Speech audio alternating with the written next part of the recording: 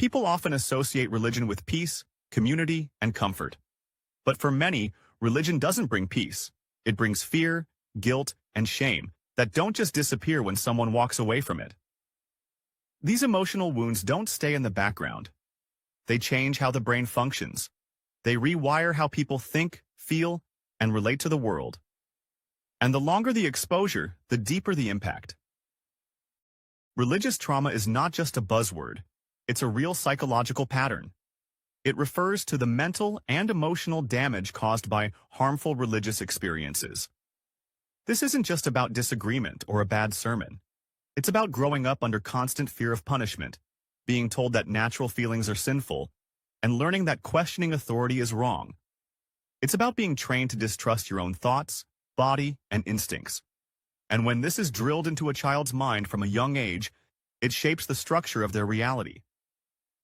Children are neurologically vulnerable. Their brains are still forming. The connections they make in early life become the foundation for how they understand everything else. And when a child is constantly taught that they are broken, unworthy, or in danger of eternal suffering, the brain begins to adapt to that message. It treats the threat as real. It gets stuck in survival mode.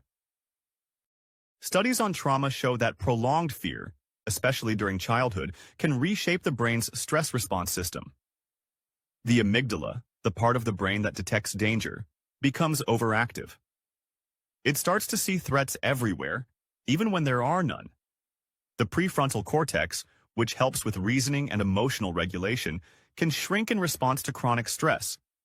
That means people who have gone through religious trauma might struggle with anxiety, intrusive thoughts, and emotional regulation. Not because they are weak, but because their brains were wired to survive fear-based environments. Religious teachings that revolve around punishment, hell, demons, or divine judgment can create a persistent state of hypervigilance. One former believer described it as living under surveillance, even inside your own head. You're not just being watched by others, you're told that an invisible force is monitoring your every thought. That's not just unsettling. It's mentally exhausting. And the brain learns to stay tense all the time, scanning for anything that might trigger punishment. When guilt and shame are used as tools of control, they leave deep grooves in a person's self-perception. Shame, especially, becomes part of the identity. It's no longer, I did something bad, it's, I am bad. That kind of thinking gets internalized early. And it's sticky. It follows people into adulthood, even after they leave their religion. Many report that they still feel dirty or sinful years later, even when they no longer believe in the system that taught them those ideas.